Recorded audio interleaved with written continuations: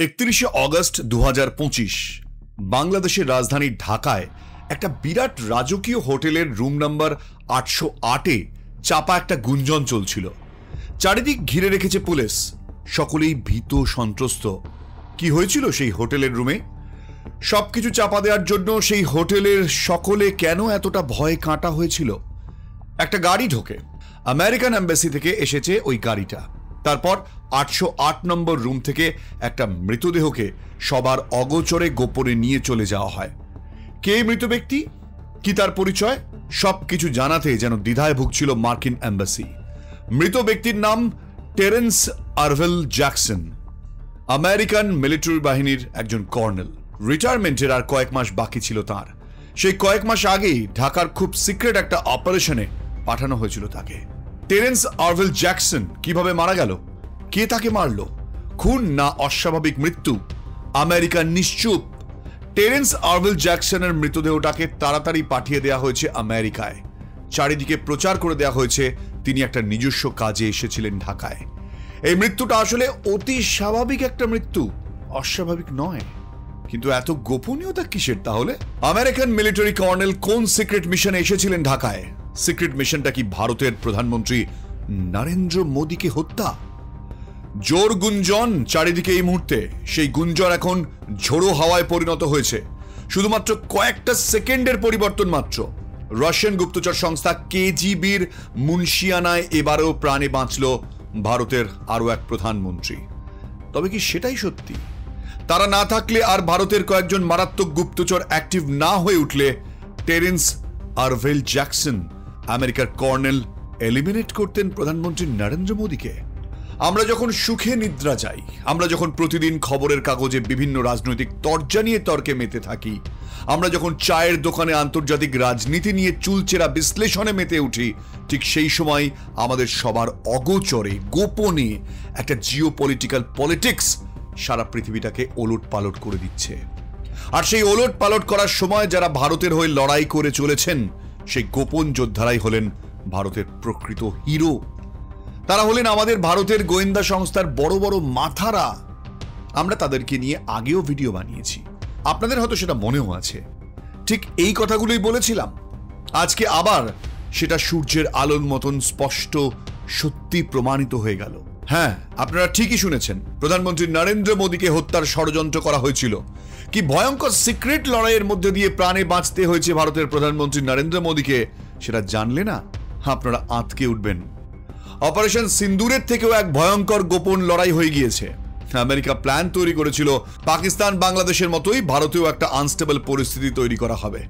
আর সেই পরিস্থিতি সৃষ্টি করবার প্রথম পদক্ষেপ হিসেবে ভারতের সব থেকে প্রভাবশালী রাজনৈতিক ব্যক্তিত্ব নরেন্দ্র মোদীকে হত্যা করার ছক কষা হয়। কিন্তু এই ছকে শুধুমাত্র আমেরিকা নয়, তাতে ছিল বাংলাদেশেরও কয়েকজন ভারত বিরোধী সাম্প্রদায়িক নেতৃত্ব। আর ভারতের মধ্যে ঘরশত্রু বিভীষণ রাও শোনা যাচ্ছে যুক্ত ছিল এই গোপন মিশনের সঙ্গে। এর আগেও ভারতের বন্ধু হয়ে পাশে দাঁড়িয়েছে রাশিয়া। এইবারও সেই বন্ধুত্বের নজির রেখেছে তারা। ভারতবর্ষের আরো এক প্রধানমন্ত্রী ইন্দিরা গান্ধী এবং ভারত বন্ধু বাংলাদেশের জাতির পিতা বঙ্গবন্ধু মুজিবুর রহমানের হত্যাকাণ্ডের পেছনেও যেভাবে ছিল আমেরিকার গুপ্তচর সংস্থা CIA এর হাত, এবারেও তার ব্যতিক্রম হয়নি।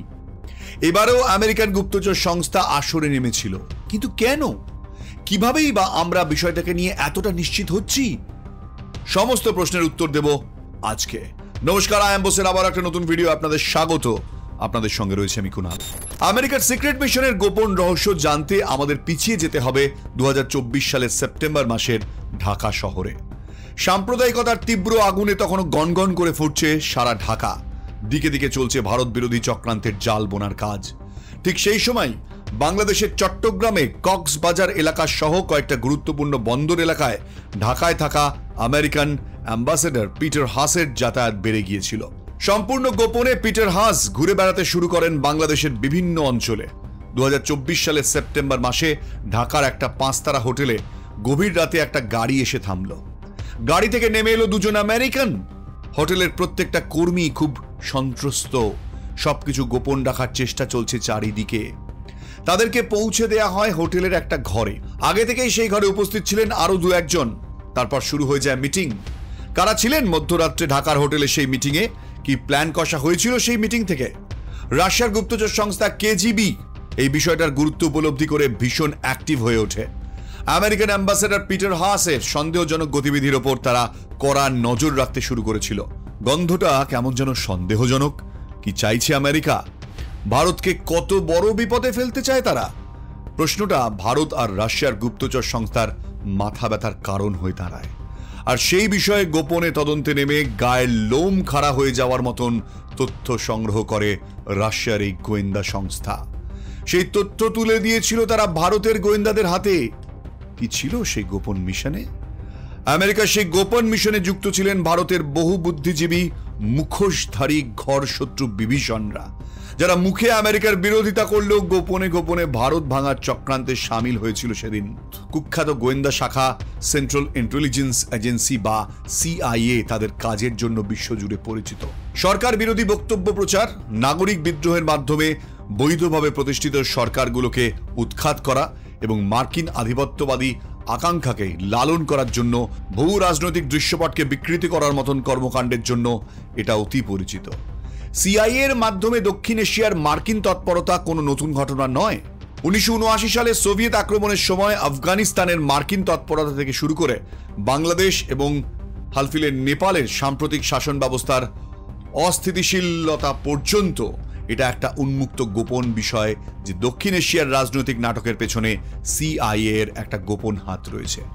গত 31 আগস্ট বাংলাদেশের ঢাকার একটা হোটেলে মার্কিন স্পেশাল ফোর্সের অফিসার টেরেন্স আরভেল জ্যাকসনের রহস্যজনক মৃত্যু দক্ষিণ এশিয়ায়, বিশেষ করে ভারতের আঙ্গিনায় মার্কিন গোয়েন্দা তৎপরতা সম্পর্কে সন্দেহকে আরও জাগিয়ে তুলছে। মার্কিন নিরাপত্তা কর্তার মৃত্যু বিশেষ করে এই সন্দেহকে জাগিয়ে তুলেছে যে মার্কিন কর্তাকে ভারত এবং প্রধানমন্ত্রী নরেন্দ্র মোদীকে লক্ষ্য করে ঢাকায় মোতায়েন করা হয়েছিল কিনা। বিশ্লেষকরা অনুমান করছেন যে প্রধানমন্ত্রীকে হত্যার কোনো পরিকল্পনা এবং প্রচেষ্টা থাকতে পারে, তবে ভারত ও রাশিয়ার গোয়েন্দাদের যৌথ অভিযানে তা ব্যর্থ করা হয়েছে। শুধুমাত্র একজন মার্কিন কর্নেলের মৃত্যুই নয়, প্রায় ওই একই সময় ঢাকায় আরো কয়েকজন মার্কিন নাগরিকের মৃত্যু হয়েছে। কারা তারা? কিভাবে এদের মৃত্যু হলো? না, এই প্রশ্নগুলোর কোনো উত্তর সঠিকভাবে এখনো পর্যন্ত পাওয়া যায়নি। বলা হয় যে সেই সমস্ত মার্কিন নাগরিকেরা নাকি ঢাকাতে এসেছিলেন নিজস্ব কাজে, কেউ বা এসেছিলেন নিজেদের বিজনেসের গ্রোথ বাড়াতে, কেউ বা এসেছিলেন নতুন প্রজেক্ট নিয়ে, কেউ আবার এসেছিলেন কন্টিনেন্টের উপর রিসার্চ করবার জন্য রিসার্চ ম্যাটেরিয়াল সংগ্রহ করতে। প্রত্যেকেই প্রায় একই সময় আশ্চর্যজনকভাবে মারা গেলেন ঢাকায়। আমেরিকান এম্বাসি দাবি করেছে ব্যাপারটা সম্পূর্ণ কাকতালীয়। প্রত্যেকেই নাকি হঠাৎ করেই মারা গিয়েছেন, তাদের মৃত্যু সম্পূর্ণ স্বাভাবিক। কিন্তু স্বাভাবিকভাবে মৃত্যু হলে এত গোপনীয়তা কেন? গোপনে তাদের দেহটাকে দেশে নিয়ে গিয়ে তাড়াতাড়ি সবার অগোচরে কবর দিয়ে দেওয়ার কিসের এত তাড়া আমেরিকার? আসলে কি সবাই এসেছিলেন আমেরিকার সব থেকে বড় সিক্রেট মিশনকে সফল করতে? রাশিয়ান গুপ্তচর সংস্থা কেজিবি অনেক আগেই বিষয়টার গুরুত্ব বুঝতে পেরেছিল এবং সেই অনুযায়ী তারা ভারতীয় গুপ্তচর সংস্থাকে সতর্ক করে। কি প্ল্যান ছিল আমেরিকার? এখন সেটা অনেকটাই স্পষ্ট হয়ে এসেছে ভারতীয় গোয়েন্দাদের কাছে। আমেরিকা চেয়েছিল ভারতের সব থেকে বড় পাওয়ারফুল পলিটিক্যাল লিডারকে হত্যা করে ভারতে একটা আনস্টেবিলিটি তৈরি করতে। তারা তৈরি করে ফেলেছিল plan A, plan B. Plan A হচ্ছে ব্যাকগ্রাউন্ড তৈরি করা। একটা দেশে কিছু করতে গেলে সেই দেশের মধ্যে পরিস্থিতিকে উত্তপ্ত করে তুলতে হয়। যেভাবে এর আগে আমরা দেখেছি বাংলাদেশে তৈরি করা হয়েছিল, সেইভাবেই আমেরিকা ভারতের ইকোসিস্টেমের মধ্যে বসে থাকা প্রফেসর, ডাক্তার, সমাজকর্মী, লেখক, সাংবাদিক, বিভিন্ন প্রগতিশীল আন্দোলনের মুখদেরকে ব্যবহার করতে শুরু করে দেয় প্রবল নরেন্দ্র মোদী বিরোধী হাওয়া তুলে। মোদী থাকলে প্রগতিশীল আন্দোলনের ক্ষতি হয়ে যাচ্ছে, এরকম একটা ন্যারেটিভ তৈরি করতে শুরু করে দেওয়া হয়। কিন্তু নিজেদেরকে সেফ সাইডে রাখবার জন্য এই সমস্ত লেখক, সাংবাদিক, বুদ্ধিজীবী, সমাজকর্মী তারা প্রত্যেকেই আমেরিকাকেই বেশি করে গালাগালি দেবে। হ্যাঁ, এটাই আমেরিকার মাস্টার প্ল্যান। আর এই প্ল্যানের আগেও আমেরিকা বহু দেশে কাজ করেছে। বিভিন্ন গণমঞ্চের সমাজকর্মীদেরকে নিজেদের বিরুদ্ধে কথা বলিয়ে তাদেরকে প্রধান মুখ তৈরি করে তাদের মধ্যে দিয়ে এই দেশের স্টেবল গভর্নমেন্টকে নাড়িয়ে দেওয়া। এটা তো গেল স্টেজ এ। এবার আমেরিকার স্টেজ বি এর প্ল্যানিংটা একবার শুনুন। প্রথমে ইন্ডিয়ার মধ্যে বসে থাকা ইকোসিস্টেমটা যখন পুরোপুরি সিস্টেমকে চুপ করিয়ে দেবে, সিস্টেমকে বিভিন্ন আন্দোলনের জেরবার করে নাস্তানাবুদ করে দেবে, সেই সময় ভারতের বিভিন্ন জায়গায় বিভিন্ন আঞ্চলিক ইস্যুতে আন্দোলনকে সাহায্য করা হবে। বিভিন্ন জায়গায় কোথাও ধর্মের নামে, কোথাও চাকরি বাকরি সমস্যার নামে, কোথাও বা আঞ্চলিক ভাষা নিয়ে ভাষা সমস্যাকে বাড়িয়ে তোলা, হাতছাড়া হয়ে যাচ্ছে এই বিষয়টাকে নিয়ে হঠাৎ করে আন্দোলন শুরু করিয়ে দেয়া এবং সবশেষে এই আন্দোলনের সামনে বিভিন্ন গণ আন্দোলনের মুখদেরকে নিয়ে এসে বসানো, তাদেরকে দিয়ে উস্কানি দিয়ে দেশের যুব সম্প্রদায়কে দিশেহারা করে দেওয়া, মানে এখন যাদেরকে জেনজি বলা হয়, সেই প্রজন্মকে সামনে এনে তাদের হাত দিয়ে ধ্বংসাত্মক কাজকর্ম করিয়ে সারা দেশে একটা বিচ্ছিন্ন পরিস্থিতি তৈরি করে দেয়া।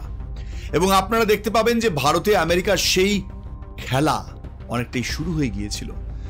যখন থেকে অনুপ্রবেশকারীদের ভারত থেকে বিতাড়িত করার কথা বলা হয়েছে, তখন থেকেই ভারতবর্ষের ইকোসিস্টেমের মধ্যে বসে থাকা কিছু বুদ্ধিজীবীর রাতের ঘুম ছুটে গিয়েছে। ভারতের ইকোসিস্টেমে বসে থাকা এই সমস্ত বুদ্ধিজীবীরা বুঝতে পেরে গিয়েছিলেন এইভাবে যদি ভারতের থেকে অনুপ্রবেশকারীদের বের করে দেওয়া হয়, তাহলে ভারতের রাজনীতিতে পরোক্ষভাবে বিদেশি রাষ্ট্রের হস্তক্ষেপ অনেকটাই বন্ধ হয়ে যাবে। সেই জন্য আপনারা দেখতে পেয়েছেন যে অনেকগুলো দেশকে ভারতের আশেপাশে যারা অবস্থিত তাদেরকে আনস্টেবল করে দেওয়া হয়েছে। অনেকেই এবার বলবেন, নরেন্দ্র মোদী তো আমেরিকার বিরাট বন্ধু ছিল, তাহলে হঠাৎ করে আমেরিকা নরেন্দ্র মোদীর হত্যার ষড়যন্ত্র তৈরি করবে কেন? এমনকি এখনো আমেরিকার প্রেসিডেন্ট ডোনাল্ড ট্রাম্প বিভিন্ন জায়গায় মোদীকে নিজের সব থেকে বড় বন্ধু বলে পরিচয় দিয়ে থাকেন, তাহলে কেন হঠাৎ করে আমেরিকা ভারতের প্রধানমন্ত্রী হত্যার ষড়যন্ত্র তৈরি করবে? এই বিষয়টা বুঝতে গেলে আপনাদের বর্তমান পরিস্থিতি এবং সুদূর অতীতকাল থেকে চলে আসা আমেরিকার রাজনৈতিক পরিস্থিতি দুটোকেই খুব ভালোভাবে বুঝতে হবে। আমেরিকা এমন একটা দেশ যারা কখনো সরাসরি কোনো দেশের উপর হস্তক্ষেপ করে না। আমেরিকা চিরকালই পেছন থেকে পরোক্ষভাবে সেই দেশে নিজেদের শাসন কায়েম করতে চায়। এর আগেও আমরা দেখেছি দ্বিতীয় বিশ্বযুদ্ধের সময় আমেরিকার সব থেকে কম ক্ষতি হয়েছে। তার কারণ ভৌগোলিক কারণেই এটা এতটা দূরে রয়েছে যে সরাসরি যুদ্ধে জড়িয়ে পড়া তার পক্ষে সম্ভব নয়। সেই কারণে আমেরিকা অনেক দূর থেকে যুদ্ধটা করবার জন্য বা নিজেদের স্বার্থসিদ্ধি করবার জন্য নিজেদের একটা পাপেট সরকার বা পাপেট দেশকে সামনে রেখে তার আড়াল থেকে যুদ্ধ বা কূটনৈতিক লড়াই চালিয়ে যায়। এটা আগেও যেমন আমেরিকা করেছে, বর্তমানেও বিভিন্ন ঘটনা থেকে প্রমাণিত হয় আমেরিকার সেই চরিত্র এখনো বদলায়নি। আমেরিকা জানে এশিয়ায় ভারতের মতন এত বড় একটা দেশ কোনোভাবেই তার হাতের পুতুল হয়ে কাজ করবে না, তাই ওদের সঙ্গে চিরকাল তার শত্রুতা।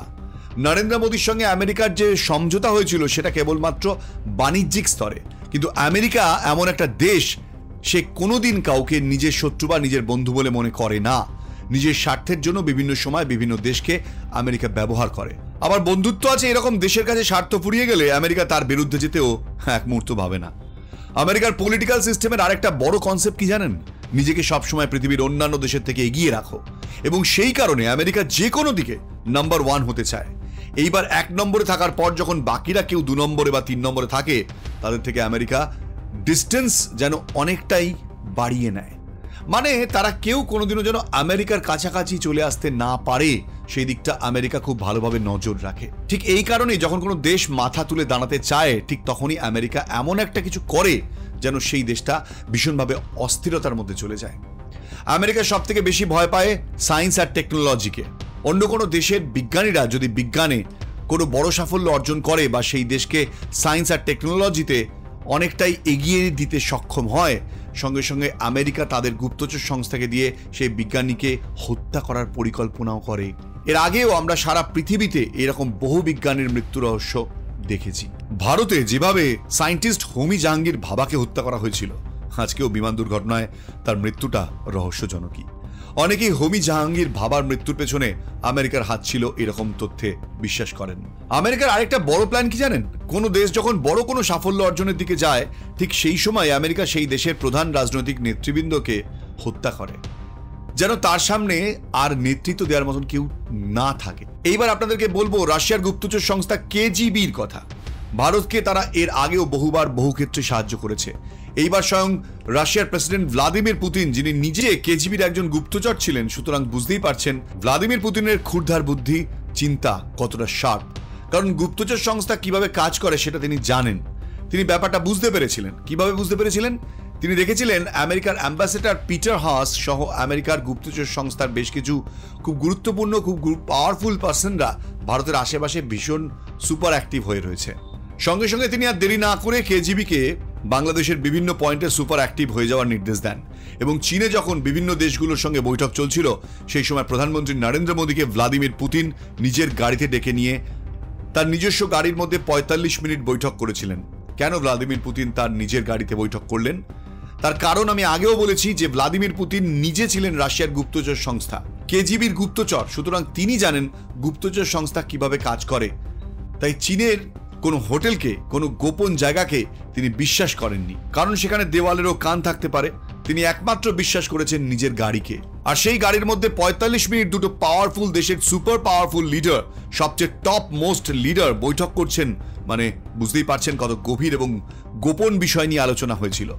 এবং ভ্লাদিমির পুতিন মোদিকে সম্পূর্ণভাবে বিষয়টার গুরুত্ব বুঝিয়ে বলেন এবং তাকে সাবধান করেছিলেন যে নরেন্দ্র মোদীকে এলিমিনেট করবার জন্য আমেরিকা এবং পাকিস্তান বাংলাদেশকে সঙ্গে নিয়ে একটা গোপন গেম প্ল্যান তৈরি করছে।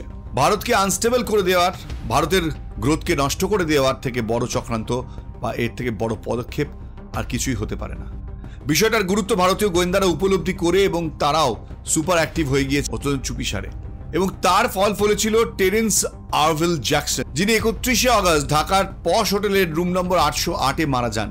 কে তাকে মারলো, কিভাবে মারলো, কেন মারলো, এবং তার সাথে আমি আগেও বলেছি যে ভিডিও শুরুতেই যে আরও কয়েকজন আমেরিকান মানুষ যাদের অদ্ভুতভাবে ঢাকায় মৃত্যু হয়, তাদেরকে কারা মেরেছিল? ভারতে সেই সমস্ত হিরোরা, সেই সিক্রেট হিরোরা, সেই সিক্রেট গানম্যানরা যারা নিশ্চুপে গোপনে ভারতের রক্ষা করে চলেছে, সেই সমস্ত সিক্রেট গানম্যানদের নামতেই হতো। এবং তারা ঠিক সময় পৌঁছে যান এবং একে একে সেই সব চক্রান্তকারীদেরকে, সেই সব লোকেদেরকে এলিমিনেট করেন, যার ফলে এই যাত্রায় রক্ষা পেয়েছেন মোদি, রক্ষা পেয়েছে ভারত। কিন্তু একটা বিষয় আপনাদের নতুন করে বলবো, বিষয়টা হলো শুধু কি মোদিকে এলিমিনেট করাই তাদের লক্ষ্য ছিল? ভারতকে আনস্টেবল করার জন্য আমেরিকার অনেকগুলো পদক্ষেপ আছে বা হচ্ছে। তার মধ্যে অন্যতম ছিল ভারতের বিভিন্ন জায়গায় গন্ডগোল লাগিয়ে দেওয়া, বিভিন্ন রকমের ইস্যুকে সামনে সেই সব ইস্যু নিয়ে প্রবলেম ক্রিয়েট করা। তার মধ্যে একটা হলো ভারতের ধর্মকে নিয়ে। ভারতে একটা ধর্মের মানুষের উপর বিরাট অত্যাচার হচ্ছে, তাদের আর থাকার অবস্থা নেই, তাদের মেরে ফেলা হলো। এই বিষয়গুলোকে সামনে এনে সারা পৃথিবীর কাছে ভারতের মুখে চুনকালি লাগানো। সেটাতেও যখন কাজ হলো না, তখন আমরা দেখলাম মণিপুরকে উত্তপ্ত করা হলো। মণিপুরে যারা আন্দোলনের পক্ষে বা বিপক্ষে সে বিষয়ে আমি যাচ্ছি না। মণিপুরের আন্দোলনকারীদের মধ্যে মিশে থাকা বিভিন্ন ব্যক্তিদের হাতে ছিল আমেরিকায় তৈরি করা অস্ত্র। সেই অস্ত্রগুলো তারা পেল কোথা থেকে? দীর্ঘদিন আন্দোলন চালিয়ে যাওয়ার মতন অর্থ তাদেরকে কে জোগাচ্ছিল? বিশেষ করে আপনারা লক্ষ্য করে দেখবেন যে ভারতের বিভিন্ন সীমান্ত অঞ্চলগুলোকে একটু একটু করে আনস্টেবল করে দেওয়া হচ্ছিল। ঠিক এইভাবেই সেই সময় যখন মণিপুর জ্বলছে, একটা ন্যারেটিভ তৈরি করে বুদ্ধিজীবীদের দিয়ে, মানে সোকল্ড কিছু বুদ্ধিজীবী তাদেরকে দিয়ে ভাসিয়ে দেওয়া হলো। তার কারণ নরেন্দ্র মোদীকে মণিপুরে টেনে নিয়ে গিয়ে সেখানে কি তাকে এলিমিনেট করার কথা প্ল্যান ছিল? ঠিক একইভাবে আবার আমরা দেখতে পাচ্ছি বাংলা ভাষা বঞ্চিত, ভাষা সমস্যা, ঠিক একইভাবে বিহারে মানুষের উপর অত্যাচার করা হচ্ছে, কিংবা একটা বিষয় ধর্মের মানুষের উপরে ভারতে খুব অত্যাচার করা হচ্ছে বলেই বাংলাদেশে আরেকটা ধর্মের মানুষরা অত্যাচারিত হচ্ছে, এরকম ধরনের ন্যারেটিভ তৈরি করা হচ্ছিল। এই প্রত্যেকটা ন্যারেটিভ যেগুলো ভারতকে আনস্টেবল করতে পারে, ভারতের মাটিতে আগুন লাগিয়ে দিতে পারে, এখন এটার কারণটা আপনারা সহজেই বুঝতে পারছেন। তার কারণ ভারত যত আনস্টেবল হবে, ভারতের উন্নতি তত কম হবে। কারণ ভারত দ্রুত উন্নতির দিকে এগিয়ে যাচ্ছে, সেখানে এশিয়াতে তার পাওয়ারফুল হয়ে ওঠার একটা সম্ভাবনা আছে। আর সেটা যদি হয়, আমেরিকা অতি সহজেই এশিয়ার উপর তার কন্ট্রোল রেখে চলতে পারবে না ভবিষ্যতে। এর আগের ইতিহাসও বলছে যে কোনোদিনই আমেরিকার সঙ্গে খুব একটা সুসম্পর্ক ছিল না ভারতের। অন্যদিকে রয়েছে চীন, চীনের সঙ্গেও খুব একটা সম্পর্ক ভালো নয় আমেরিকার। তাহলে চীন কেন ভারত বিরোধী? উত্তরটা খুব সহজ, কারণ চীনও চাইছে না তার আশেপাশে, তার ধারে কাছে কেউ থাকুক। তাই জন্য তারাও ভারতের বিরুদ্ধে চক্রান্তে লিপ্ত হচ্ছে। আর ঠিক এই সুযোগটাকেই ব্যবহার করতে চেয়েছিল আমেরিকা। কিন্তু আমার চিন্তা আমেরিকা, বাংলাদেশ, পাকিস্তান, তাদের গুপ্তচর সংস্থা, তাদের নিয়ে নয়। কারণ এই ধরনের রাজনৈতিক ডামাডোল, এই ধরনের কূটনৈতিক লড়াই এর আগেও ভারত লড়েছে। এই ধরনের বহু লড়াইয়ের মধ্যে দিয়ে ভারতকে এগোতে হয়েছে এবং ভবিষ্যতেও এরকম লড়াই, চড়াই উতরাই, কঠিন পথ পেরিয়েই ভারতকে এগিয়ে যেতে হবে। আমার চিন্তা হলো ভারতের মধ্যে বসে থাকা, ভারতের ইকোসিস্টেমের মধ্যে ক্ষমতাবান ব্যক্তিদের নিয়ে। যেমন ধরুন বিভিন্ন বুদ্ধিজীবী নামধারী ব্যক্তিরা, বিভিন্ন ক্ষমতাবান প্রফেসর, ডাক্তার, লেখক, সমাজকর্মীরা যারা ভারতের মানুষ বঞ্চিত কিংবা ভারতের একটা ধর্মের লোকের উপর ভীষণ অত্যাচার হচ্ছে, এই ধরনের ন্যারেটিভ মাঝে মাঝে সামনে নিয়ে আসেন। তাদেরকে যদি বিদেশি কোনো রাষ্ট্র নিজেদের পক্ষে নিয়ে আসে, তাহলে ভারতের বিপদটা কিন্তু অনেক বেশি। কারণ ঘর শত্রু বিভীষণদের কিন্তু চিহ্নিত করাটা খুব কঠিন এবং তাদের বিরুদ্ধে লড়াই করাটা খুবই কঠিন। এর আগেও আমরা দেখেছি অপারেশন সিন্দুরের সময় যখন ভারতের সঙ্গে পাকিস্তানের একটা লড়াই চলছে, সেই সময় আমরা দেখেছি একদল লোক রাস্তায় নেমে পড়েছিল ভারতের বিরুদ্ধে, ভারতীয় মিলিটারির বিরুদ্ধে তারা কথা বলতে শুরু করে, তারা পাকিস্তানের পক্ষে কথা বলতে শুরু করে। এটা কত ভয়ঙ্কর বুঝতে পারছেন? ভারতের পক্ষে। সুতরাং আমরা আমাদের চিন্তাটা তাদেরকে নিয়ে, যে তারা বিদেশি রাষ্ট্রের হাতে পুতুল হয়ে কাজ করে যাচ্ছে এবং তাদের উস্কানিতে পড়ে একদল মানুষ যারা আসলে কিছু বোঝে না, প্রকৃতপক্ষেই তারা দেশের ভালো চান না, তারা তাদের কথায় পড়ে ভুল করে দেশের বিরুদ্ধে কাজ করে চলেছেন, তাদেরকে নিয়ে আমাদের চিন্তা। কিন্তু তবুও আজকে এই ভিডিও শেষে সেই সব হিরোদেরকে, সেই সব সিক্রেট এজেন্টদেরকে শ্রদ্ধা জানাবো যারা গোপনে ভারতকে রক্ষা করার জন্য, মাতৃভূমিকে রক্ষা করার জন্য লড়াই করে চলেছেন। তাদের নামও হয়তো আমরা জানবো না, তাদের নাম বলা উচিত নয়, কিন্তু তারা রয়েছেন বলেই ভারতের শান্তিতে আমরা নিঃশ্বাস নিতে পারি। আজকে ভারত সারা পৃথিবীতে এই কারণেই মাথা তুলে টিকে রয়েছে। যাই হোক, এই ভিডিওটা এখানে শেষ করলাম। আপনারা আপনাদের গুরুত্বপূর্ণ মতামত কমেন্ট সেকশনে লিখতে পারেন। আর কিভাবে রাজনৈতিক পরিস্থিতিগুলো চলছে, জিও পলিটিক্স কোন দিকে এগোচ্ছে, সমস্ত দিকেই নজর রাখবো। প্রত্যেক মুহূর্তের আপডেট আপনাদের দেওয়ার চেষ্টা করবে আই এম বোস। সে কারণে চ্যানেলটিকে সাবস্ক্রাইব না করে যাবেন না। আর এই ধরনের ভিডিও যদি আপনি হোয়াটসঅ্যাপে আপডেট পেতে চান, তাহলে এক্ষুনি ডেসক্রিপশনে গিয়ে আমার হোয়াটসঅ্যাপ গ্রুপটি জয়েন করে নিন। দেখা হবে আবার একটি নতুন ভিডিওতে। আর হ্যাঁ, সাবস্ক্রাইব করতে ভুলবেন না। জয় হিন্দ।